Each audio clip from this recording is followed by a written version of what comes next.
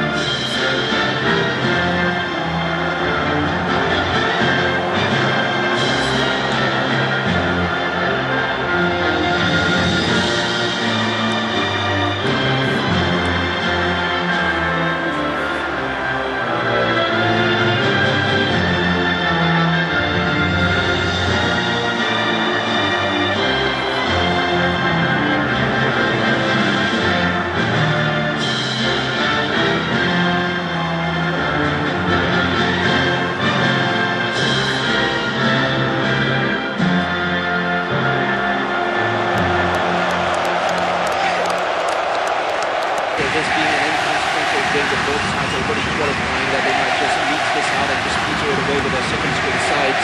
But we can tell from the starting lineups of both these two teams that they really want to win this group to hopefully avoid Thailand. It's almost a full starting lineup for the Indonesians with Budi Sudarsono, of course, the main striker. There are 4 goals in this tournament. Personal pride between him and Agu Kasmir as well.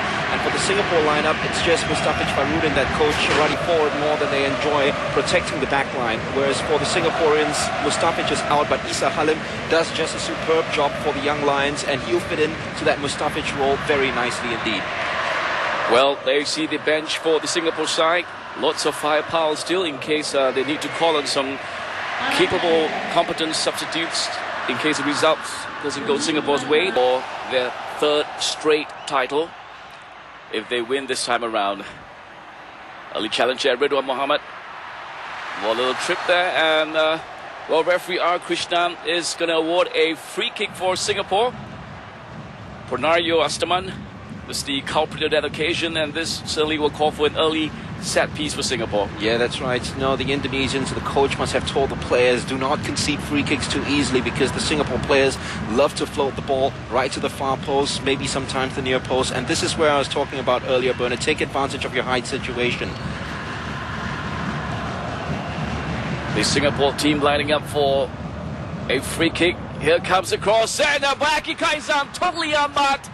Does absolutely so well to put that goal in, and Mark, you're absolutely right, using his height to big advantage there.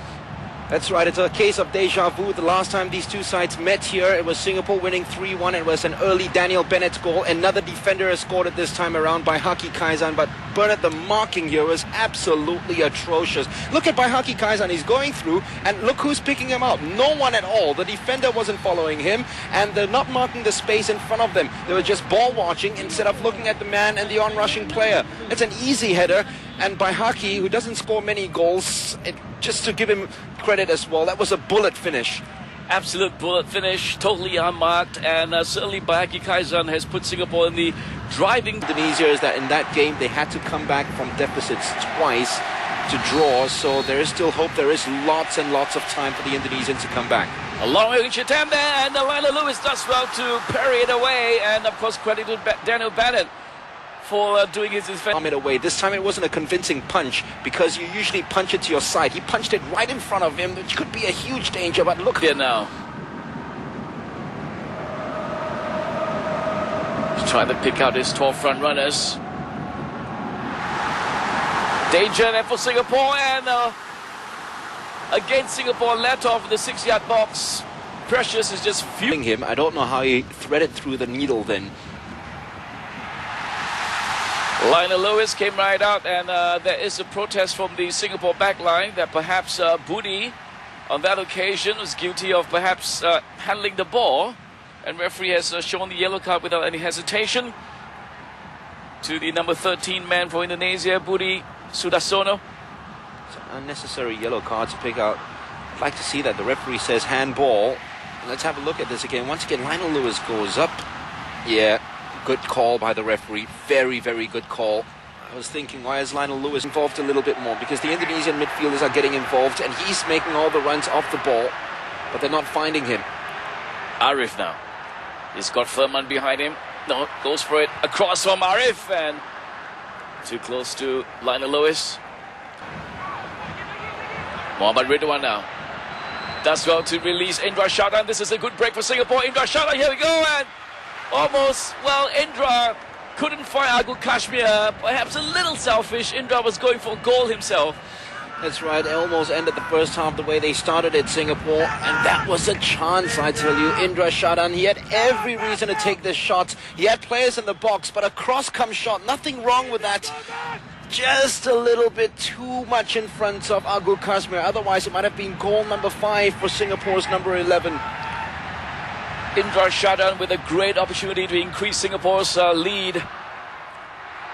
Failed to take advantage. Well, this is Furman now for Indonesia. Cross coming in, and this is dangerous. Bang Bang does well to connect with the cross, and he just can't believe it. I tell you, Bernard, give credit there for Noor Rahman. Knew he was going to get to the ball. He knew he was going to be second best. He knew that Bambang's going to get to it first. And Bambang would have appreciated the cross with a more wicked swerve on it. This one was looping, and because of that, he's got to create some power with his very own. Much better play from Lionel, although they have to be a little bit worried because there was an Indonesian player just ahead of him. Was totally unmarked in the 6-yard box. That's a crime. You can't leave any player unmarked in the 6-yard box. Indra Shadan now for Singapore, and is he brought down there? Well, looks like he's challenged. Well, Robbie just went for the tackle. He had no choice but to bring the Singapore number 10 men down. It's something that I touched on in the first half, Bernard, about the front two playing close together. Look what happened there. Both Agu and Indra so close together. When the ball fell loose, Indra was first to it, and we know what he can do. Such an instinctive striker, Indra Shadan. Scott nipped it away from his marker. And, well, we had a good start in the first half with a floated free kick inside. Here's another opportunity. The Indonesian coach, as I said, must have told his players, do not give free kicks away in this situation. It'll just benefit the Singaporeans. So is it going to be Shi Jia-yi or Wilkinson now? Because both Singapore players can send those wicked curlers in.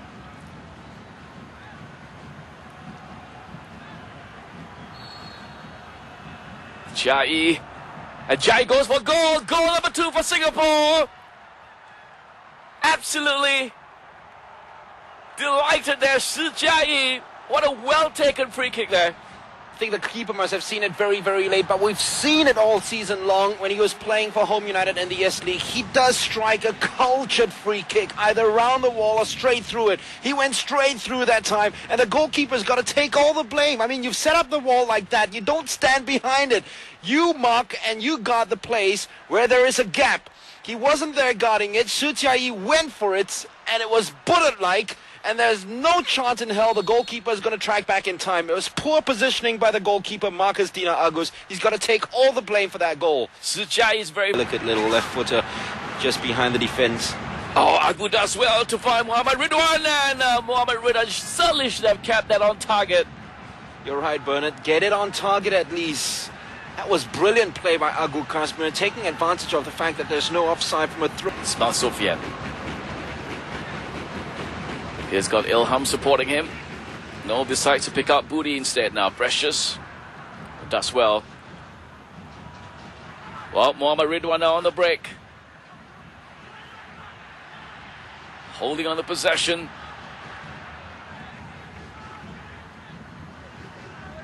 Slowing things down. Indra. All finds Wilkinson on that occasion. Wilkinson is put through, and Agu Kashmir certainly did not expect the cross to come through. How good was that?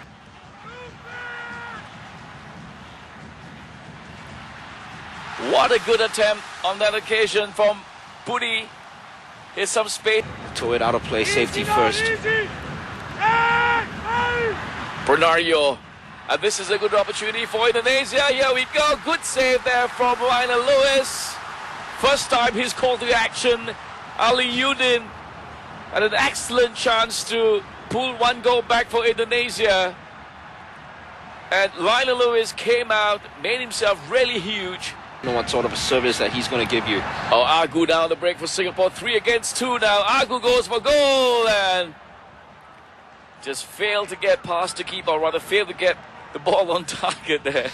He just cannot believe himself. You notice he looks straight to the bench. Radi Abramovich is someone who will shout at Agu Kashmir and let him know that should have been. They did all that okay, but that penetrative pass has been missing from the Indonesians. Well, the referee R. Krishnan has blown for the final whistle, so Singapore has beaten Indonesia by 2-0. An early goal from Bayaki Kaizan in the second minute. And in the second half, an early goal in the second half by Shi Jiayi. Both goals from dead ball situations. A result that certainly has done Singapore proud and put Singapore in a very comfortable position as they top Group A. Yes, they top Group A. Most likely they're going to meet Vietnam, but it's not over yet because the Vietnamese have got a couple of surprises sprung up, and it's difficult to play as well in Vietnam, so the Lions have to watch. But this is a huge confidence booster to win in Indonesia. It gives you the belief that you can go to an away ground, silence the crowd, and come out with a victory. It's a morale-boosting effort for Radi Abramovich. Once again, credit to the coach. Abramovich had a game plan. His players stuck to it, and they came out with the 3 points and 2 goals. Well, Singapore marches on into the semi-finals. Again, likely opponents, Vietnam. And watch this channel for more details about the semi-final coverage that we'll be providing for you between Singapore and most likely Vietnam. As for now, the final score in Indonesia, in Jakarta, of course, Indonesia 0, Singapore 2. And in the other matchup, Myanmar has defeated Cambodia by 3-2.